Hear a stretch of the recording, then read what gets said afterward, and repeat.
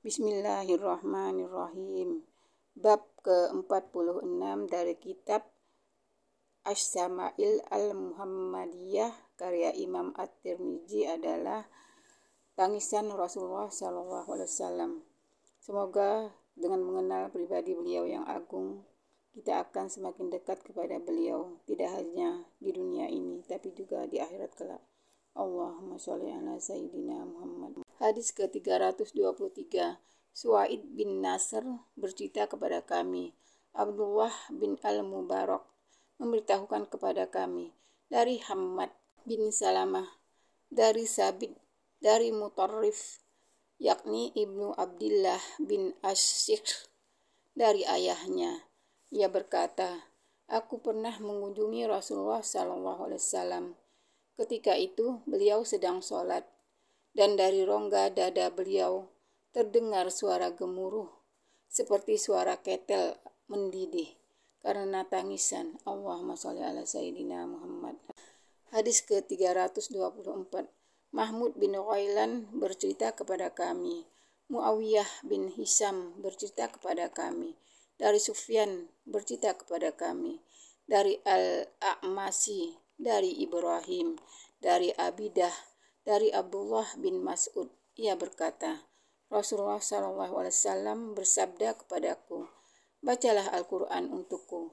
Aku berkata, wahai Rasulullah, apakah patut aku akan membaca Al-Quran untukmu, padahal Al-Quran diturunkan kepadamu? Beliau bersabda, sungguh aku ingin mendengarnya dari orang lain. Aku pun membaca surah An-Nisa hingga sampai pada ayat, dan kami mendatangkan kamu Muhammad sebagai saksi atas mereka itu sebagai umatmu. Kemudian aku melihat kedua mata Nabi SAW berlinang air mata. Allahumma sholli ala Sayyidina Muhammad. Hadis ke-325. Qutaibah bercerita kepada kami, Jarir bercerita kepada kami, dari Atta bin As-Sa'ib, dari ayahnya, dari Abdullah bin Amru. Ia berkata, pernah terjadi gerhana matahari pada zaman Rasulullah. Lalu Rasulullah sholat bersama jamaah. Beliau berdiri tidak ruku-ruku sangat lama. Kemudian beliau ruku, tidak mengangkat-angkat kepala sangat lama. Kemudian beliau mengangkat kepala, iktidal, tidak sujud-sujud sangat lama. Kemudian beliau sujud, tidak mengangkat-angkat kepala sangat lama. Kemudian beliau mengangkat kepala, bangkit dari sujud, tidak sujud-sujud.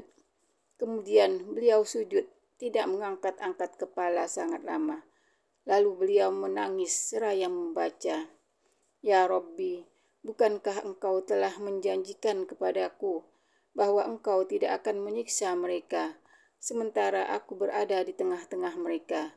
Ya Rabbi, bukankah engkau telah menjanjikan kepadaku bahwa engkau tidak akan mengazab mereka, sementara mereka memohon ampunan, dan kami memohon ampunanmu. Setelah beliau selesai sholat 2 rakaat, matahari telah nampak kembali. Kemudian beliau berdiri berkhutbah. Beliau memulai khutbahnya dengan memuji Allah dan mengagungkannya, lalu bersabda, sesungguhnya matahari dan bulan adalah 2 tanda dari tanda-tanda kebesaran Allah. Keduanya tidak mengalami gerhana karena mati atau hidupnya seseorang. Jika keduanya mengalami gerhana, maka bersegeralah untuk berzikir kepada Allah. Allahumma sholli ala Sayyidina Muhammad. Hadis ke-326. Mahmud bin Ghailan bercerita kepada kami, Abu Ahmad bercerita kepada kami, Sufyan bercerita kepada kami, dari Atta bin As-Sa'ib, dari Ikrimah, dari Ibnu Abbas.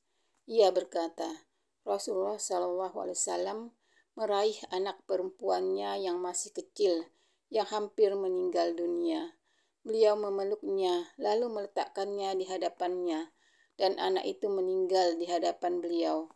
Ketika itu Ummu Aiman menjerit, maka Nabi SAW berkata kepadanya, apakah engkau menangis di rumah Rasulullah?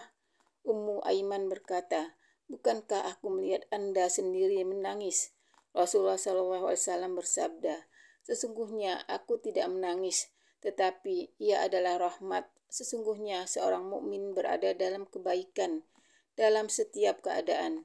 Sesungguhnya jiwanya dicabut dari antara kedua rusuknya, sementara dia memuji Allah. Allahumma shalli ala Sayyidina Muhammad. Hadis ke-327. Muhammad bin Bashar bercerita kepada kami. Abdurrahman bin Mahdi bercerita kepada kami. Sufyan bercerita kepada kami. Dari Asim bin Ubaidillah. Dari Al-Qasim bin Muhammad. Dari Aisyah radhiyallahu anha. Rasulullah sallallahu alaihi wasallam mencium Utsman bin Maz'un yang meninggal dunia dan beliau menangis, atau ia mengatakan kedua mata beliau berlinangan air mata. Allahumma sholli ala Sayyidina Muhammad. Ke-328.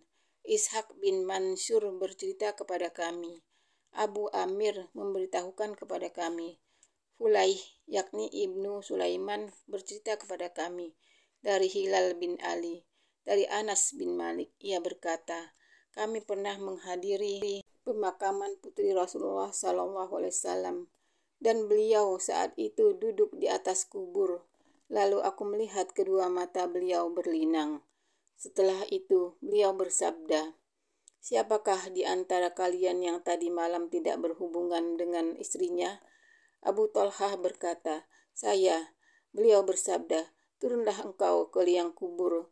Kemudian Talhah pun turun ke liang kuburnya. Allahumma shalli ala Sayyidina Muhammad. Insya Allah lanjut ke bab 47 tentang kasur Rasulullah SAW.